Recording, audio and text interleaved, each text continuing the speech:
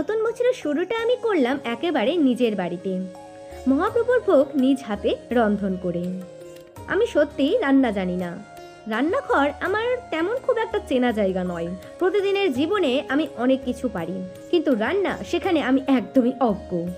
তবুও আজ ভোগ রান্নার সময় জানি না কেন সবকিছু আপনা আপনি ঠিক হয়ে গেল, যেন ভুল করার জায়গাটুকু আজ আর ছিলই না।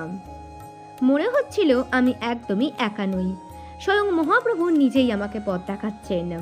এই দেখো, দেখতে দেখতে আমার লুচি আর মালপোয়া বানানো কমপ্লিট। এবার বানিয়ে নেই মিষ্টি কুমড়োর বড়া। সত্যি কথা বলতে কি, এই 1 জানুয়ারির এমন পিকনিকের কথা আমার মাথায় কেমন করে যে আইডিয়াটা আসলো, আর তার উপর এদিন পুত্রতা একাদশীর দ্বাদশীও ছিল, তা আমি এখনো মাঝে মাঝে ভেবে কুল পাই না। মিষ্টি কুমড়োর বড়া হয়ে গেলে আমি এখানে ভেজে নেই আলু ভাজা, মিষ্টি আলু ভাজা, শাক ভাজা, কাঁচা কলা ভাজা আর করলা ভাজা, আর তার উপর সবশেষে নামিয়ে নেই অল্প করে সুজি।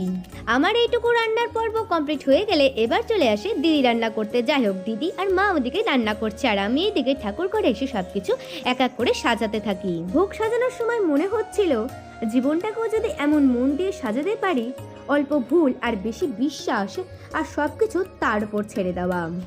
সবকিছু রান্না হয়ে যাওয়ার পর সবাই এখানে বসে পড়ি পুজোর জন্য। তারপর আর কি, ভোগ আরতির গান গেয়ে আমরা আমাদের 1 জানুয়ারির পিকনিক এখানেই সম্পন্ন করি। আর তোমরা বলো, তোমরা 1 জানুয়ারিতে কে কেমন পিকনিক করলে? আজকের মতো টাটা, দেখা হবে আবার নেক্সট কোনো ভিডিওতে।